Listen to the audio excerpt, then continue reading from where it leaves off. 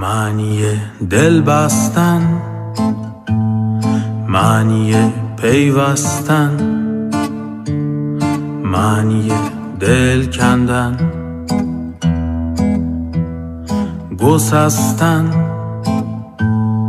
معنی خاطره، آنچه بر کسی گذشته و در حافظش مانده، معنی حافظه، آرزوی ضبط و نگهداری مطالب بقایی، معنی آرزه، اتفاق پیش آمد، مرض عشق، معنی فاصله، مسافت بین دو چیز یا دو کس. تو خیلی دوری، خیلی دوری، تو خیلی دوری، خیلی دوری.